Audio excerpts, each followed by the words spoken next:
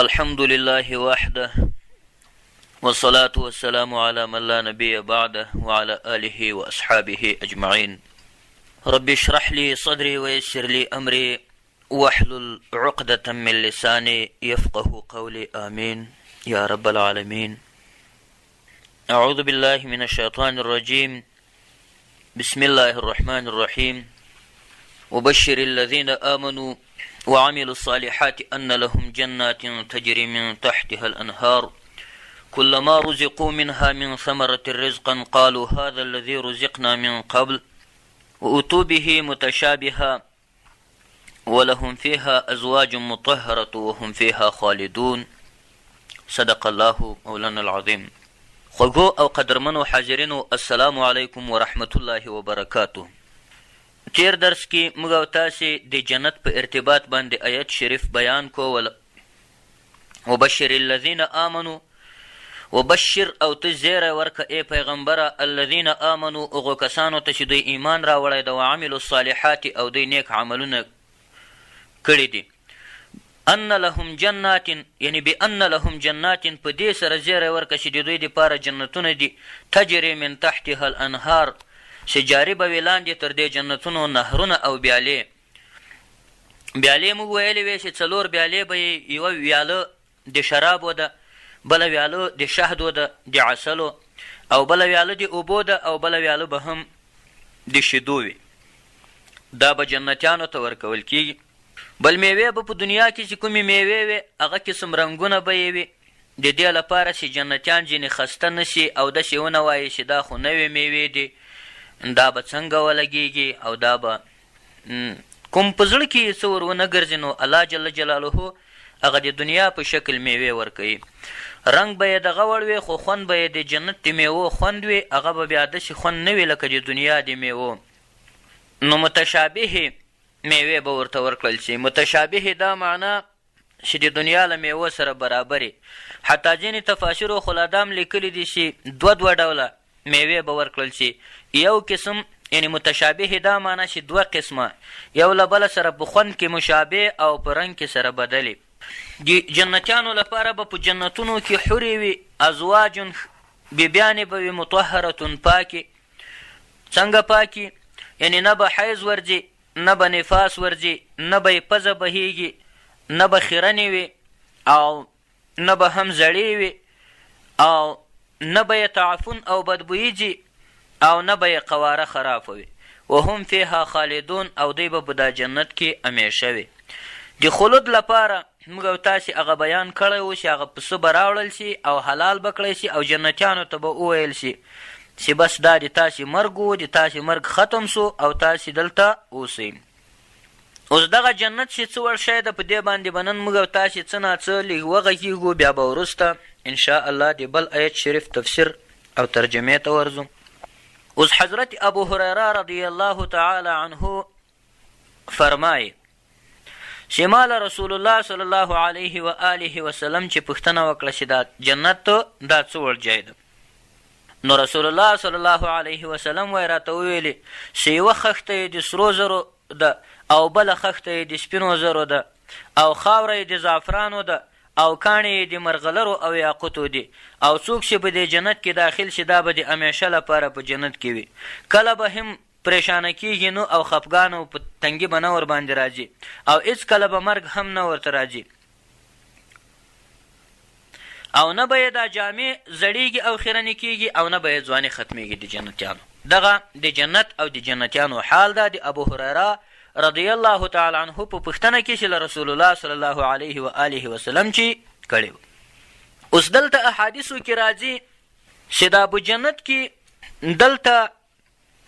ابو هریره رضی الله تعالی عنه یو بل روایت له حضرت نبی اکرم صلی الله علیه و آله وسلم چې کړی ده چې په جنت کې یوه ونه ده د جنتیانو لپاره. د دې ونې سیوري ته به جنتیان ناست دي. دا ونه په جنت کې دا قسم ونه ده چې دومره غټه ونه ده او دومره زیات سیوری لري چې یو انسان که په اس باندې سپور شي او 100 کاله د دې ونې له یوه طرفه چې دا بل طرف ته سفر وکړي، په 100 کاله کې به د ونې د سیوري لاندې ابل سیوري ته د سیوري ابل سر ته ورورسېږي. دا حضرت رسول اکرم صلی الله علیه و آله وسلم دا خبره ابو هریره رضی الله تعالی عنه ته کړې ده. هغه بیا روایت کړې ده او دا یې ویلي دي چې رسول الله صلی الله علیه وسلم بیا ما ته وفرمایل چې که تاسې غواړئ نو د صورت واقعې دغه آیت شریف در واخئ وظل ممدود، هغه سیوری به تاسې ته په جنت کې چې هغه سیوری به ډېر اوږدي، نو نه به ختمیږي. نو هغه ختمېدی دا دی چې یو سپور سړی رسول الله صلی الله علیه وسلم فرمای چې یو سپور سړی که چیرې په اس باندې سپور شي د ونې له دا یو سره چې تر دا بله سره پورې شي ځي 100 کاله به دی مزل وکړي دا سیوری به ختم شي. نو دا سیوری به د جنتیانو لپاره او جنتیان به د دې سیوري لاندې ناست دي. صحیح ده. او په جنت کې به داسې نعمتونه رسول الله صلی الله علیه وسلم فرمایي چې نه به د چا سترګو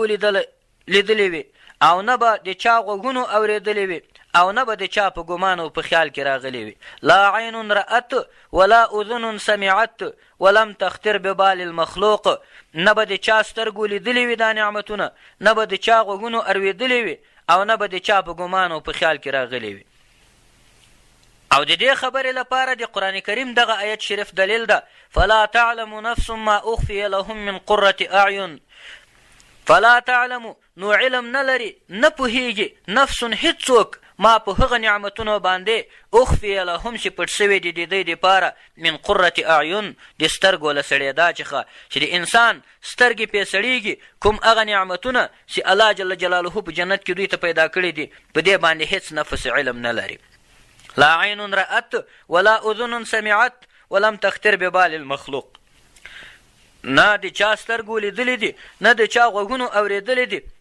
او نه د چا په فکر او دماغ کې ورتېر سوي دي. او دغه جنت چې کوم ده دا د انسان لپاره د کامیابي او د فلاح او د بریالیتوب او د خلاصون دغه لاره ده. دلته احادیثو کې امام بخاري رحمت الله علیه، امام ترمذي رحمت الله علیه، ابن ماجه رحمت الله تعالی علیه، امام احمد بن حنبل رحمت الله علیه او دارومی دغه ټولو دغه احادیث د جنتونو په باره کې په دغه قسم باندې روایت کړي دي. د کې آیت شریفونه هم راخیستي دي. الله جل جلاله فرمایي سورة عمران کې فمن زحزح عن النار وادخل الجنة فقد فاز. څوک چې خلاص سو، څوک فمن زحزح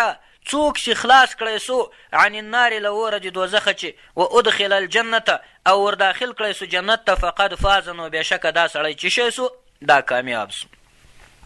دا سړی دا کامیاب سو، بریالیتوب یې پیدا کړو. اوس دلته حضرت ابن عباس رضی الله تعالی عنه فرمایي چې په جنت کې یوه حوره ده دا جنتیانو ته ورکول کېږي د هغه نوم چې ده دا لعبه ده. لعبه د دې نوم ده. دغه حوره چې ده دا له 4 شیانو جوړه ده، له مشکو، له عنبرو، له کافرو او له زعفرانو چې جوړه ده. 4 شیان الله جل جلاله سره ګډ کړي. دا لعبه یې ځینې جوړه کړې ده یوه حوره ده چې مشک دي، عنبر دي، کافر دي او زعفران دي. او د دې اصل چې کوم ده دا له نهر حیوانه چې هغه د ژوند اوبه یې بولي آب حیاتو، دا له نهر حیوانه چې هغه د دې اصل جوړ سوی ده. الله جل جلاله یې چې دا حوره جوړوله د کن لفظ یې ورته وویل کن، یعنې واذا قضا امرا فانما یقول له کن فیکون. کله چې اراده شي د الله جل جلاله د یو کار نو بېشکه هغه کار ته وایي چې څه بس هغه کار دغسې کېږي. نو کله چې الله جل جلاله د کن کلمه استعمال کړه دغې حورې ته دغې لعبې ته چې جوړه سه بس دغه حوره جوړه سوه له مشکو، له عنبرو، له کافرو او له زعفرانو چې جوړه سوه. او د دې اصل او جوهر چې کوم ده دا له آب حیاته چې له نهر حیوان چې جوړ سوی.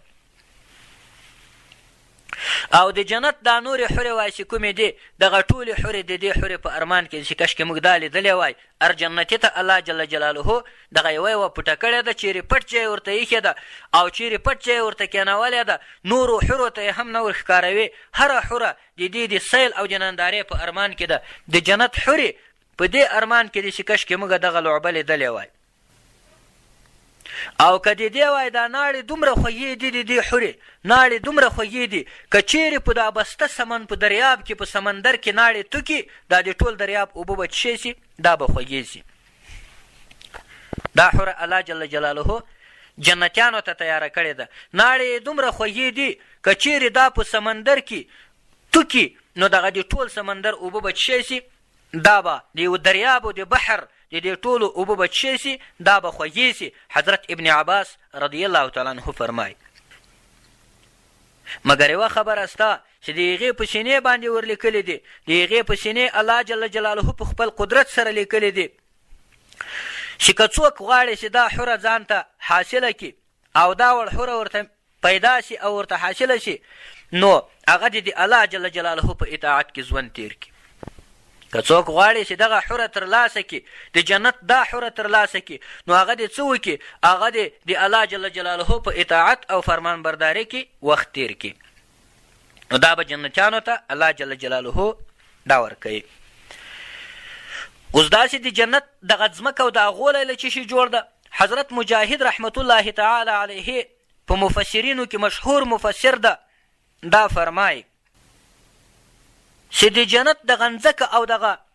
غولی چې ده دا له سپینو زرو چې جوړ سوی ده او د جنت دا خاوره چې کومه ده دغه شاوخوا دا له مشکو چې جوړه سوې ده او د جنت د ونو دغه ریښې چې کومې دي او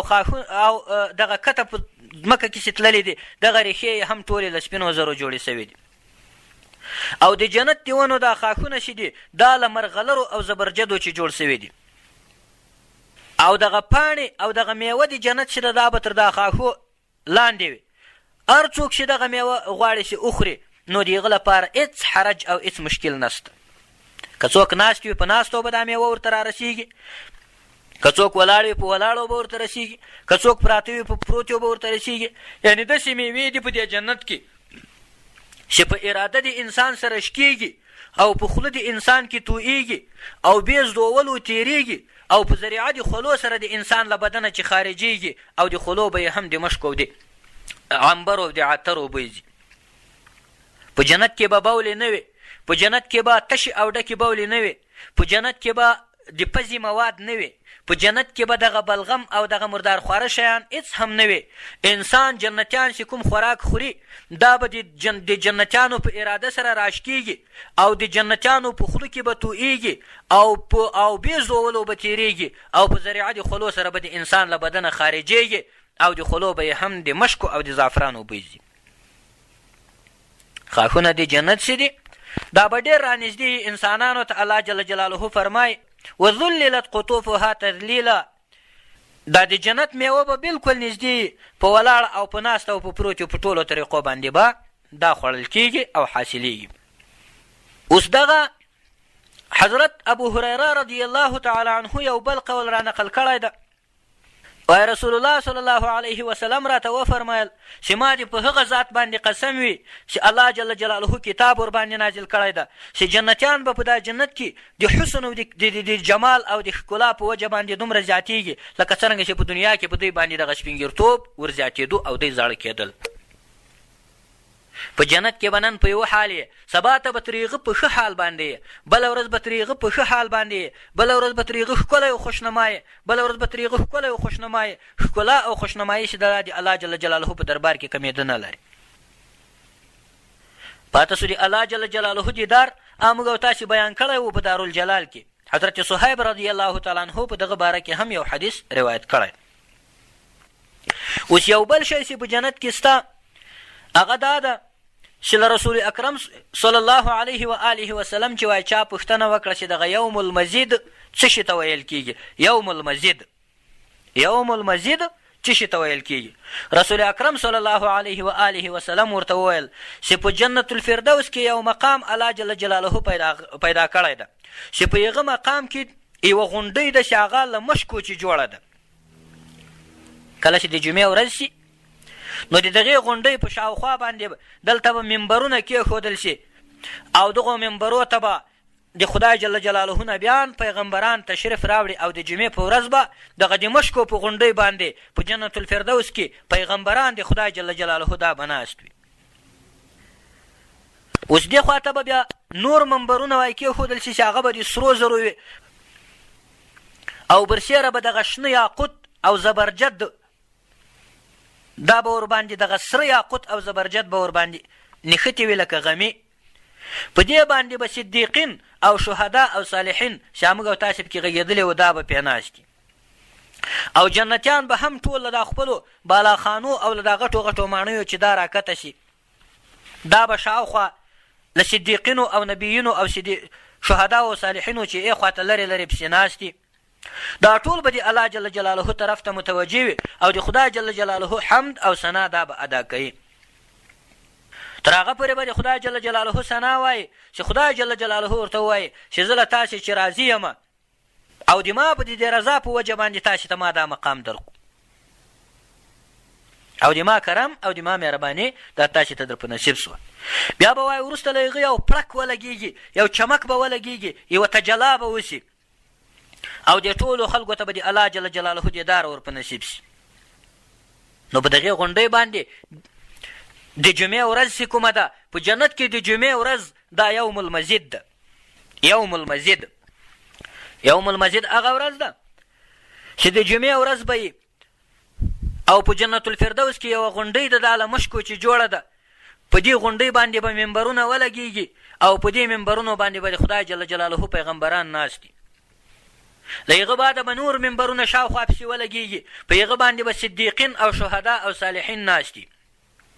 له هغه بعده به بیا شاوخوا نور منبرونه پسې ولګېږي په دې باندې به جنتیان له هغه خپلو ماڼیو چې راکته کېږي او دلې به هغوی هم کښېني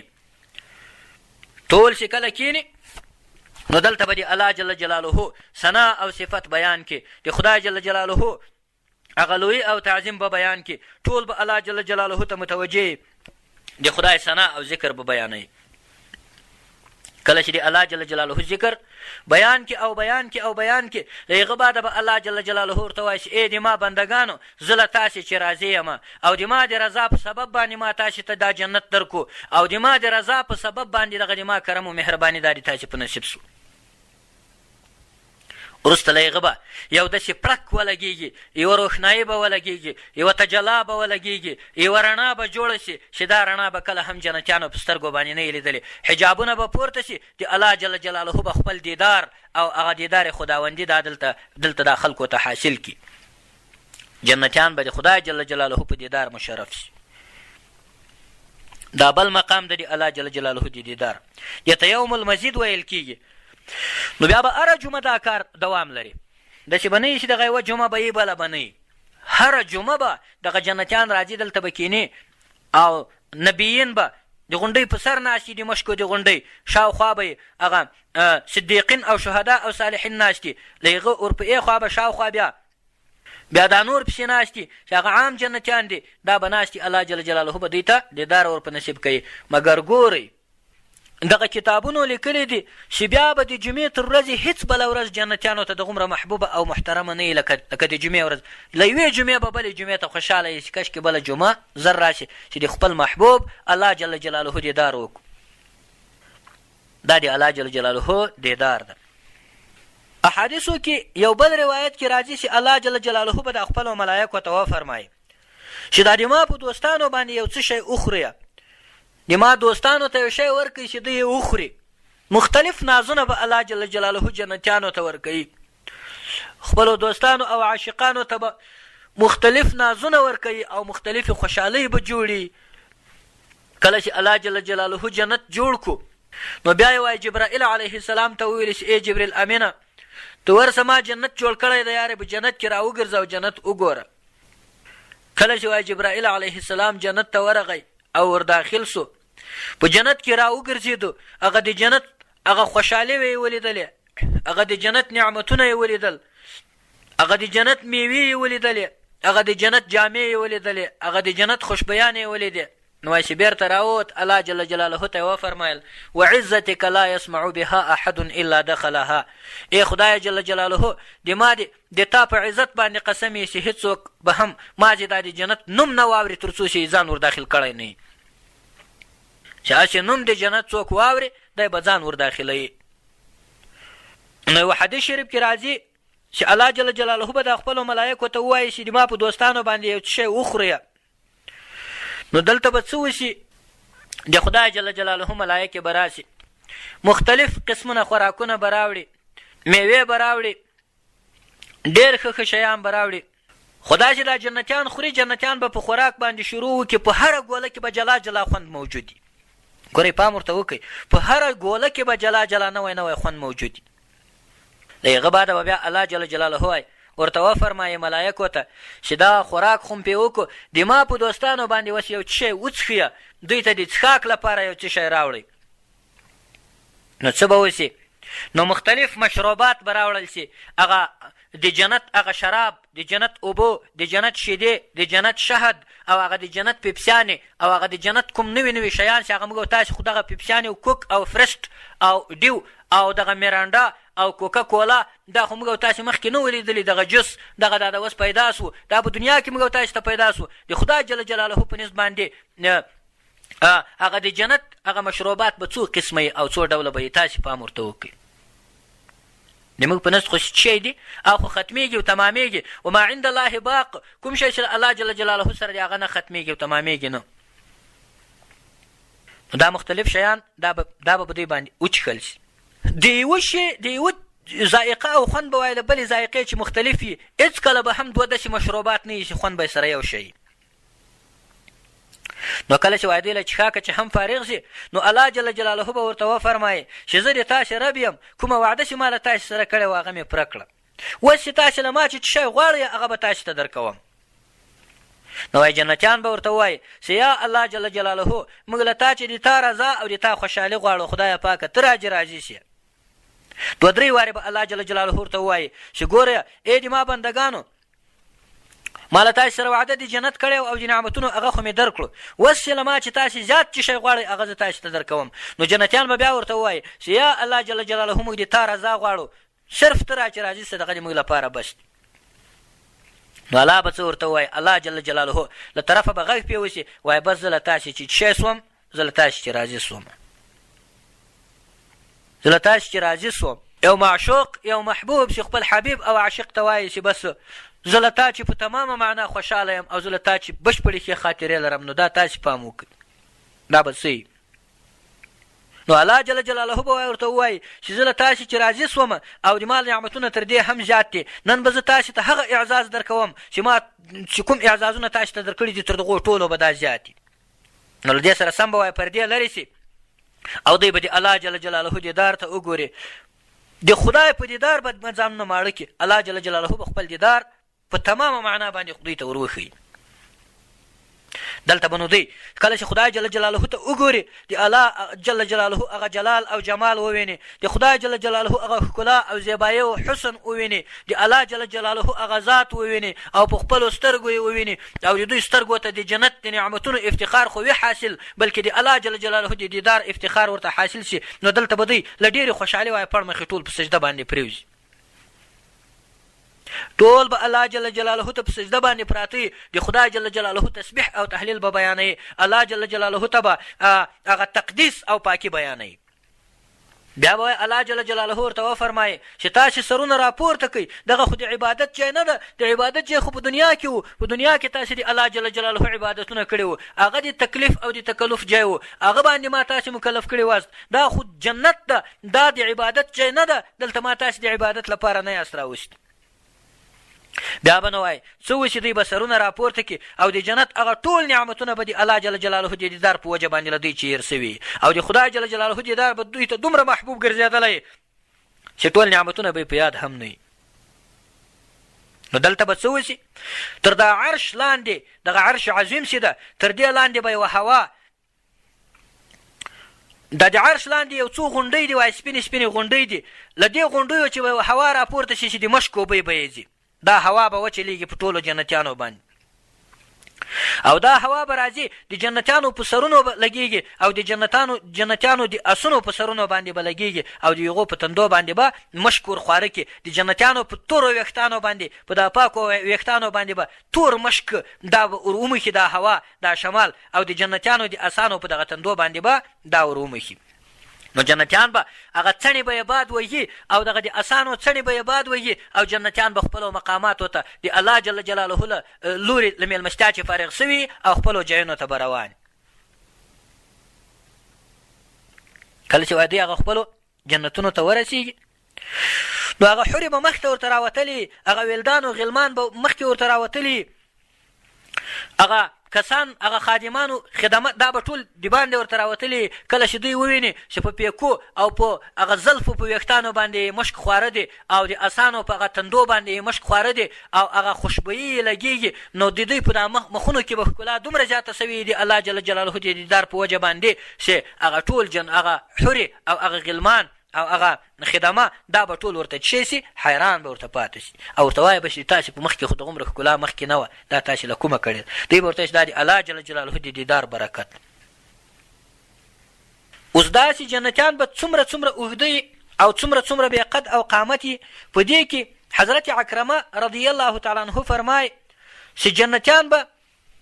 د 300 کلو د سړو او ښځو په شان باندې وي، لکه 33 کلن سړی او 33 کلنه ښځه، دومره د 300 کلو د عمر په شان باندې به وي. بعضې صحابه ولیکلي دي چې جنتیان به 14 کلن وي، د 1400 کلو غوندې به وي. او قدونه به حضرت نبی علیه السلام فرمایي چې دوی دغه ونې دغه دنګې ونې به دومره جګې وي لکه حضرت آدم علیه السلام. آدم علیه السلام چې خدای پاک پیدا کو 18 لاسه اوږد و، دا لاسونه چې داسې اچوې 18 لاسه د آدم علیه السلام اوږد و. هر جنتي به 18 لاسه اوږدي دنګې او لوړې ونې به خدای جل جلاله ورکړي چې 300 کلو به وي. او دوی به ځوانانې په بدن باندې به یې ویښته نه وي، ږیرې به یې نه وي او بریتونه به یې هم نه وي او دغه سترګې به یې داسې تورې لکه پرنجو باندې چې تورې کړي. او دا جنتیانو به اویا جامې اغوستي او هره جامه به په هره لحظه کې اویا رنګونه بدلوي. او دغه د جنتیانو بیبیانې چې دي دا به وایي دومره ښایسته چې جنتي کله د خپلې بیبي مخ ته وګوري دا خپل مخ به د هغې په مخ کې ویني، داسې دومره صفا مخ به یې دا خپل مخ به لکه څوک چې په عینه کې ګوري د خپلې حورې په مخ کې او د خپلې بیبي په مخ کې ګوري. نو دا مخ به د هغې دا رقم نه وي لکه عینه خو چندانې ښه نه ښکارېږي. د هغې مخ به داسې تک سپین لکه د شیدو غوندې به سپین خو زیات به پسې سپین چمک به اچوي، دومره به سپین چې جنتي به خپل مخ د خپلې حورې په مخ کې لیدای شي. او دا جنتي به وایي الله جل جلاله دومره ښایسته کړی چې د ده دا حوره چې کومه ده دا به دا خپله ښکلا او دا خپل زینت د ده په مخ کې ویني. او نه به په جنت کې ناړې وي او نه به په جنت کې بلغم وي او نه به په جنت کې حیض وي، نه به په جنت کې نفاس وي، نه به غټې بولې وي، نه به وړې بولې وي. ما درته ویلي چې څوک چې خوراک وکړي نبي علیه السلام وایي نو دلته هغه خوراک به د انسان له بدنه چې د خولو په ذریعه باندې خارجېږي. نو یو بل حدیث شریف کې راځي رسول الله صلی الله علیه وسلم فرمایي وایي جنتي ښځه چې دغه خپلې پښې له اسمانه راکته کړي او خالي دغه تلې اسمان ته راښکاره کړي نو دغه د ځمکې او د اسمان ترمنځ فضا به ټوله منوره شي. امام ترمذي او احمد بن حنبل رحمت الله علیهما دغه حدیث شریف روایت کړی ده. رسول الله صلی الله علیه وسلم فرمایي چې که یوه جنتي ښځه د خپلې پښې له اسمانه داسې راکته کړي او د ځمکې طرف ته یې متوجه کړي د خپلې پښې دا د پښو تلې نو د ځمکې او اسمان ترمنځ دا فضا به ټوله منوره شي، نوراني به شي. همدارنګه د حضرت زید بن ارقم رضی الله تعالی عنه نه روایت ده چې هغه رضی الله تعالی عنه فرمایي و یو اهل کتاب سړی حضرت رسول اکرم صلی الله علیه وسلم ته راغی او ورته ویل چې ای نبي علیه السلام ای ابوالقاسمه آیا جنتیان د تا په خیال باندې څه خوراک او څښاک کوي او که به یې نه کوي په دا جنت کې؟ نو نبي علیه السلام ورته وفرمایل د ما دې په هغه ذات قسم وي چې د هغه په قبضه کې د محمد صلی الله علیه و آله وسلم روح ده، په دا جنتیانو کې د یوه سړي خوراک او څښاک او جماع چې کومه ده په دې کې وایي دومره قوت لشي لکه د 100 سړو. یو سړی به په جنت کې دومره خوراک کړي لکه په دنیا کې 100 سړي، یو سړی به په جنت کې دومره څښاک کړي لکه په دنیا کې 100 سړي، یو سړی به په جنت کې دومره د جماع طاقت لري لکه د دنیا 100 سړي. دا حدیث امام ترمذي رحمت الله علیه دا روایت کړی ده. نو ګوره د عقل هم دا وایي، د عقل هم دا مقتضا ده چې خدای جل جلاله دومره نعمتونه دوی ته پیدا کړي دي جنتیانو ته، نو خود به الله جل جلاله هغه طاقت او قوت هم دغومره ډېر ورسره ورکړی. اوس دا خبره چې د جنتیانو هغه کوم شان او شوکت چې کوم ده دا حضرت ابو هریره رضی الله تعالی عنه روایت کړی ده. وایي رسول الله صلی الله علیه وسلم وفرمایل وایي نبي علیه السلام وفرمایل چې د ما د امت هغه لومړۍ ډله چې په جنت کې داخلیږي د دغو مخونه به دا یې لکه د 14 سپوږمۍ داسې به ځلیږي او له هغه وروسته به بیا دوی د یوه روښانه ستوري په شان باندې دا د دوی مخونه ښکارېږي له هغه نه وروسته به بیا درجه په درجه باندې هغو ته ښکلا او ښایست پسې ورزیاتېږي او دوی ته به د تسو بولو او د ډکو بولو هېڅ ضرورت نه وي د توکلو او د بلغمو به دوی ته هېڅ ضرورت نه وي دا د جنتیانو په لاسو کې به یو قسم بنګړې غوندې وي دا به وایي د سرو زرو چې جوړ شوي نبي علیه السلام فرمایي او د دوی دا ګوتې چې کومې دي چې دا په ګوتو دي دا به وایي له عدو له تورو عدو چې جوړ شوي او د جنتیانو دغه خوله چې کومه ده دا به وایي له مشکو چې جوړه شوي او د ټولو اخلاق او خوی او کردار او روش چې ده دا به د یو سړي په شان باندې وي د ټولو اخلاق به دا یو قسم وي او د دوی قد او قامت چې ده دا به د حضرت آدم علیه السلام په شان باندې شپېته لاسه وي دا حدیث شریف امام بخاري رحمت الله علیه امام مسلم رحمت الله علیه امام ترمذي رحمت الله علیه ابن ماجه رحمت الله علیه ټولو دا روایت کړی اوس دلته بعضې کتابونو دا هم راخیستي دي چې د جنتیانو خو لس ګوتې دي دغه هره ګوتې ته به یې وایي د هرې ګوتې ته به خدای جل جلاله یې وایي ګوتې دوی ته ورکوي هغه ګوتې به دوی ته ور په ګوته کوي لس ګوتې به په ګوته په هره ګوته باندې به یې وایي ګوتې د جنتیانو او په هره ګوتې باندې به جلا جلا الفاظ لیکلي په اوله ګوتې باندې به وایي دا ایت شریف لیکلی سلام علیکم بما صبرتم سلامتیا دې وي په تا باندې ای جنتیانو په سبب د هغه څه باندې چې تاسې صبر کړی و په جنت کې په دومه ګوتې د جنتیانو به لیکلي وي ادخلوها بسلام آمنین تاسې داخل سئ دا جنت ته په سلامتیا سره په داسې حال کې چې تاسې په امن کې یاست دا به په دومه ګوتې باندې د جنتیانو لیکلي په درېیمه ګوتې د جنتیانو به لیکلي وتلک الجنة التي اورثتموها بما کنتم تعملون دغه آیت شریف به لیکلی دا هغه جنت ته چې تاسې خدای جل جلاله د هغه مالکان جوړ کړي یاست د خپلو عملونو په عوض کې په څلورمه ګوتې باندې به وایي لیکلي ورفعت عنکم الاحزان والهموم او پورته سو له تاسې چې ای جنتیانو غمونه او همونه دا له تاسې چې پورته سو نور به تاسې د خوشحالۍ ژوند کوئ په پنځمه ګوتې به لیکلي البسناکم الحلا والحلل موږ تاسې ته لباس او کالي او جامې او ښکلې جامې دا در واغوستلې په شپږمه ګوتې باندې به وایي لیکلي وزوجناکم الحور العین موږ تاسې ته هغه در په نکاح کړې وزوجنا موږ په نکاح کړې کوم تاسې ته الحور العین هغه حورې چې د هغو ډېرې ښې سترګې دي په اومه ګوتې باندې به لیکلي ولکم فیها ما تشتهي انفسکم ولکم فیها ما تدعون تاسې ته په دې جنت کې هغه شیان شته چې د تاسې نفسونه یې غواړي او تاسې ته په جنت کې هغه شیان شته چې تاسې به د هغو غوښتنه کول په اتمه ګوتې باندې به وایي لیکلي رافقتم النبیین والصدیقین تاسې ملګري سواست د نبیانو او د صدیقانو ملګري سواست په نهمه ګوتې د جنتیانو به لیکلي عدتم شبابا لا تحرمون تاسې وګرځېدلاست هغه ځوانان چې هېڅکله به تاسې زاړه نه سئ ځوانان در چې جوړ سو په لسمه ګوتې باندې به وایي لیکلي سکنتم فی جوار من لا یؤذي الجیران تاسې د هغه کسانو په څنګ کې واوسېدلاست تاسې ته جای درکړل سو د هغو ګاونډیانو او همسایګانو په څنګ کې تاسې ته جای درکړل سو چې هغه نورو همسایګانو ته ضرر او تکلیف دا نه رسوي ګوره د جنت د نعمتونو د حاصلولو لپاره یو څو شیان ضروري دي چې کتابونو راخیستي دي الله جل جلاله موږ او تاسو ته یو څو قاعدې دغه نعمتونه خو موږ او تاسو څه نه څه بیان کړو بیان خو بیخي ډېر ده د جنت هغه فایدې خو بیخي ډېرې دي او هغه نعمتونه یې بیخي ډېر دي سورت رحمان کې به موږ او تاسو ته بیا انشاءالله دا راځي دغه یو څو نمونې وي اوس دلته دا جنت خو به چې ته حاصلوې نو څه به کې اول خو دا کار وکړه چې له ټولو ګناهونو چې ځان وساته الله جل جلاله فرمایي واما من خاف مقام ربه ونهى النفس عن الهوى فان الجنه هي المأوى سورت نازعات کې الله جل جلاله 40 آیت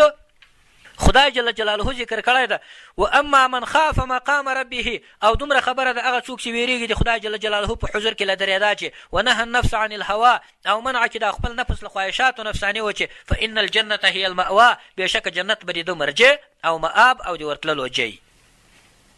دومه خبره دا ده چې نیک عملونه دي الله جل جلاله په دربار کې له اخلاص سره سړی وکړي. الله پاک فرمای وتلک الجنة التي اورثتموها بما كنتم تعملون. دا وای هغه جنت ده، په جنت کې به جنتیانو ته وویل شي دا هغه جنت ده چې هغه تاسې ته د خپلو عملونو په سبب باندې درکړل سوی ده. نو ګوره د خدای جل جلاله په دربار کې نیک اعمال دا هم د جنت د حصول سبب ګرځي. یو بل قول د الله جل جلاله فرمای جزاء بما كانوا يعملون. دغه جنت چې ده دغه جزا ده پې پوه شوې په سبب د هغه شي باندې چې دوی هغه عملونه کړي وو. جزاء دا جزا ده یعنې عوض ده بما په سبب د هغه څه باندې کانو چې و دا جنتیان یعملونه چې دوی به عمل کاوه.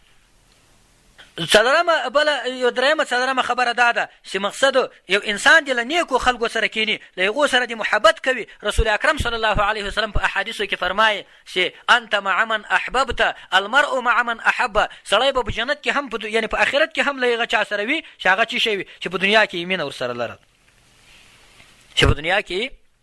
ورسره لرل. اوس دا خبره چې موږ او تاسې له بدو خلکو سره کینو، له چټیات وایو او غلطو مجالسو کې کینو، بې ځایه خبرې کوو، د غلطو خلکو په افکارو باندې روان یو، یغو په اعمالو په اقوالو باندې روان یو، یغو په هدایاتو باندې روان یو، بې باکي مو شروع کړې، دا بیا د موږ او تاسې د جنت سبب نشي ګرځېدلی. نو دلته د نن لپاره د جنت په باره کې دغومره معلومات بس دي. سبا ته انشاءالله نور آیت شریفونو ته ورځو. جنت خو څه نه څه معرفي سو. یو دعا به وکړو الله جل جلاله دې موږ او تاسو ته جنتونه راکړي. یا پروردګار عالم ته موږ له خپل عذابه وساتي.